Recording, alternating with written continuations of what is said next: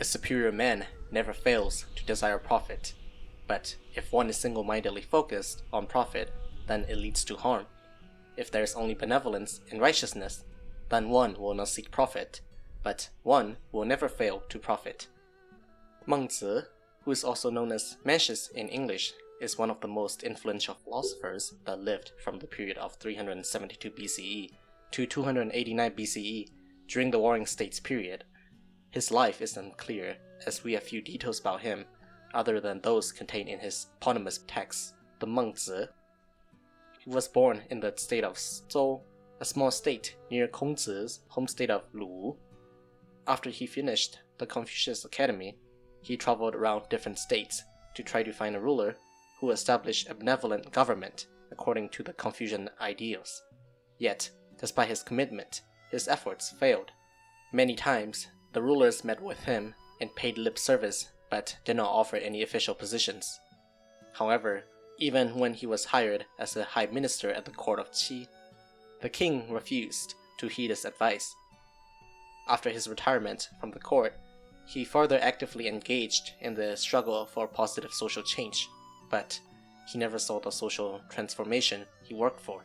Toward the end of his life, he moaned. From Kongzi to the present time is a little more than 100 years. It is not long from the era of a sage, and we're close to the home of a sage. Yet, where is he? Where is he? It was not until more than 1,000 years after Mengzi's death that he achieved his greatest influence. In the movement known as Neo-Confucianism, he was praised by many Neo-Confucians as the second highest sage, the closest one to truly understand Confucius' teachings and abide by it. Because of his philosophy on human nature and the human mind, a topic on which Confucius did not collaborate, it became one of the core issues of discussions in Neo-Confucianism. More importantly, his political philosophy would turn out to play an important role in shaping the history of Chinese politics. After Confucius' death, the school of Confucianism was under attack by a variety of alternative philosophies.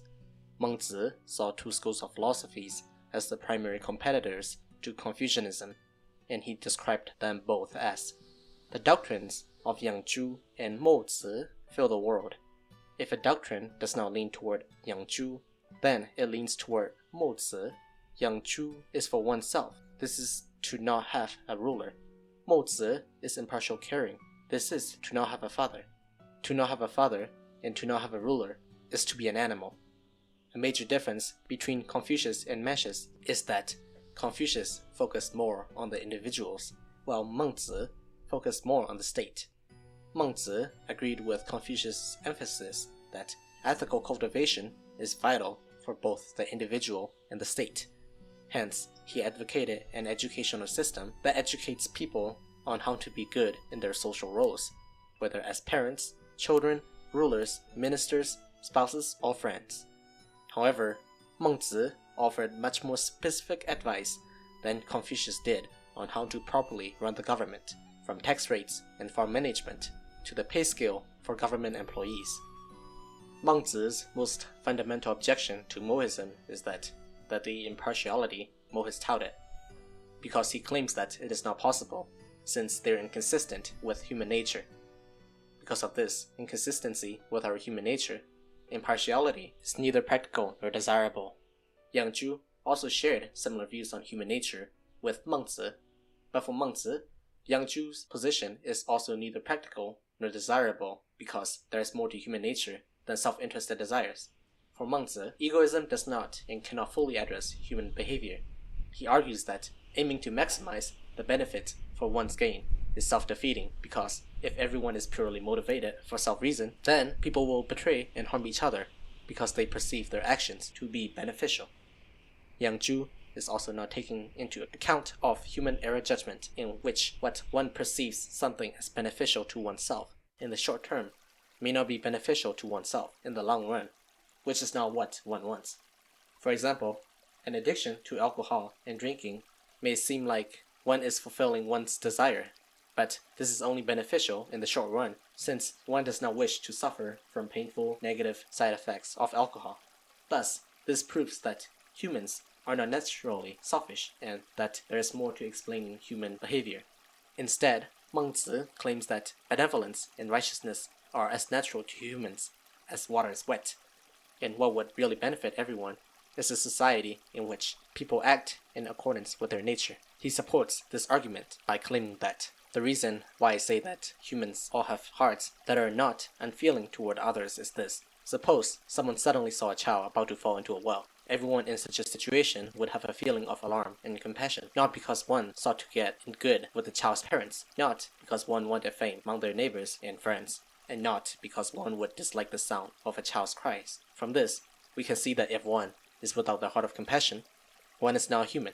This sudden reaction suggests that it is a natural reaction, because no one has time to calculate the potential advantages or disadvantages and think about what would benefit oneself.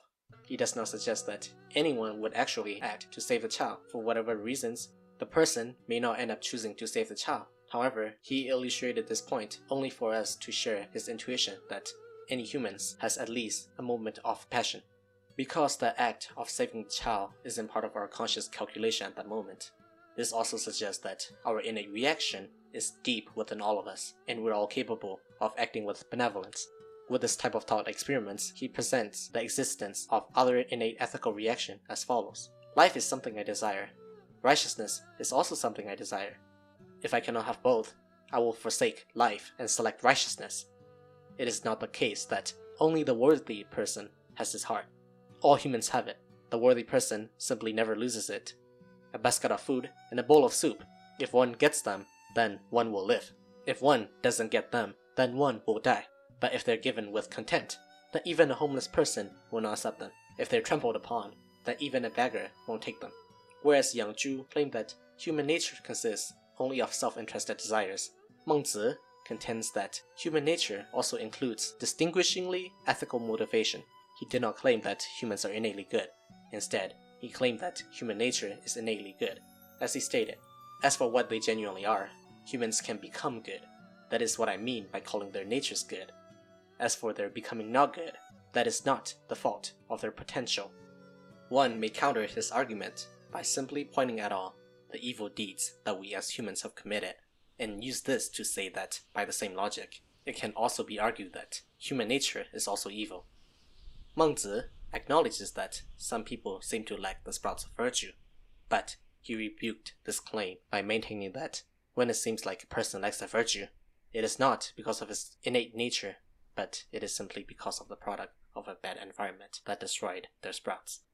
Thus, until our potential for virtue is fully developed, our reaction, like seeds sprouting, will be haphazard and changeable. Therefore, humans show kindness and even self-sacrifice in one situation, but indifference and even malice to others, suffering in a slightly different situation. For Confucians, as we have previously covered, what it means to be a human is not to be an existing being, but rather to be a doing being, and it is the responsibility of a ruler to make sure that the people are safe and have the basic necessities of life so that we may all live in a just society and grow up in a proper environment where we may cultivate our virtue. The process of cultivation first begins by being compassionate and benevolent to others' kinship, where respect for the opinions of one's elder is internalized as an ethical sense of shame. Brian Van Noorden, professor at Yale National University of Singapore, and a translator of Chinese philosophical texts, explains that, in deontological terms, benevolence is a virtue, particularly manifested in our obligations to help others, while righteousness involves prohibitions against actions that would violate our integrity. From there, we should extend our compassion to our friends and acquaintances, and then to everybody. Confucian's benevolence is like the ripples around a stone dropped into a pond, proceeding out from the center, but gradually decreasing in strength as they move outward. Mengzi also emphasizes two other factors as barriers to the growth of virtue: pernicious doctrines and lack of individual ethical effort. His moral self-cultivation requires individuals to be aware of their actions, and in turn to be happy with the manifestations of the sprouts when we do have them, or as Mengzi puts it, humans all have the heart of compassion, the heart of disdain, the heart of respect, the heart of approval and disapproval. The heart of compassion is benevolence. The heart of disdain is righteousness. The heart of respect is propriety. The heart of approval and disapproval is wisdom. Benevolence, righteousness, propriety, and wisdom are not welded to us externally. We inherently have them. It is simply that we do not reflect upon them. Hence it is said, "Seek it, and you will get it. Abandon it, and you will lose it."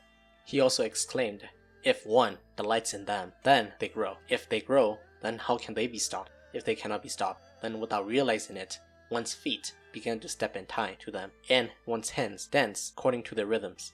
In other words, if we do not engage in reflection, reflecting upon one's own virtuous feelings, but also upon situations that call forth those feelings, then people may fail to develop morally. After reflection, then we must not give up hope and work at it tirelessly. Simply put, we cannot suddenly decide that we will be the next saints or the next heroes and expect to suddenly have the unwavering compassion to save the world. If we try to do so, we will inevitably fail, which will lead to giving up and may even lead astray. Instead, we should begin by showing more consistent kindness to our families and friends, and gradually develop into better people that may one day become the heroes and saints that save the world. We will conclude today's lecture with the story of the farmer from Song, an agricultural metaphor to help illustrate Mengzi's point. One must work at it, but do not aim it directly. Let the heart not forget, but do not help it grow. Do not be like the man from Song. Among the people of the state of Song, there was one who concerned lest his grain not grow, pulled on it. Verily, he returned home and said to his family, "Today I'm worn out. I helped the grain to grow." His son rushed and looked at it. The grain was withered. Those in the world who do not help the grain to grow are few. Those who abandon it, thinking it will not help, are those who do not weed their grain. Those who help it grow are those who pull on their grain. Not only does this not actually help, but it even harms it.